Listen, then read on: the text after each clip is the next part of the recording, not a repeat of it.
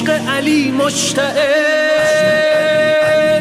در نفس اهل دل، ذکر علی متصل بر لب اهل دعا. کیست وصی نبی آنچه به خم قدیر به آیه بلغش خدا مدیحت سراست